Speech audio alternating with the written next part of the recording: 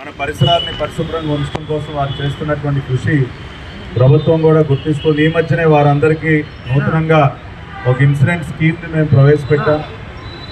మరి axis బ్యాంక్తో tie up చేసుకుని ప్రతి ఒక్క శానిటరీ వర్కర్కి కూడా రాష్ట్ర వ్యాప్తంగా ఇన్సూరెన్స్ కవరేజ్ని నారా చంద్రబాబు నాయుడు గారు అందించడం జరిగింది.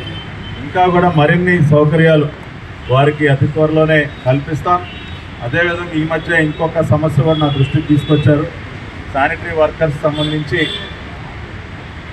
ప్రభుత్వం తరఫున అమలయ్యేటటువంటి అనేక పథకాలు ఏవైతే ఉన్నాయో అవన్నీ కూడా వారి కుటుంబాలకు కూడా వర్తించే విధంగా వారిని గవర్నమెంట్ ఎంప్లాయీస్గా కాకుండా మరి ఎంతో పేద వర్గాలకు చెందినటువంటి కుటుంబాల నుంచి వచ్చినటువంటి వర్కర్స్కి ప్రభుత్వ స్కీములు అన్నీ అమలయ్యే విధంగా కూడా నేను ప్రత్యేకంగా దానిపైన దృష్టి పెట్టి అది కూడా చేస్తానని చెప్పి కూడా నా కార్మిక సోదరులందరికీ కూడా తెలియజేస్తూ మరొకసారి అనిల్ గారిని హృదయపూర్వకంగా అభినందిస్తూ సెలవు తీసుకుంటాను.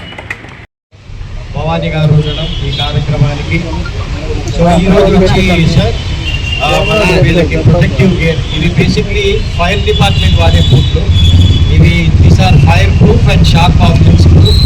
సో ఏ విధమైన ఇదైనా వాళ్ళు దే కెన్ విత్స్టాండ్. అదేవిధంగా ప్రతి ఒక్క కార్మికునికి 100 సర్జికల్ మాస్క్స్, 10 N95 మాస్క్స్, అదేవిధంగా ప్రొటెక్టివ్ గ్లాసెస్.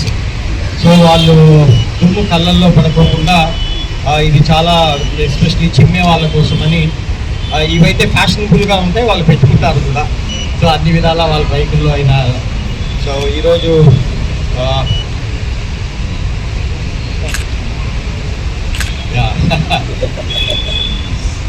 సో ఇది మేము 5th టైం ఈ షూస్ డిస్ట్రిబ్యూషన్ ప్రోగ్రామ్ చేయడము.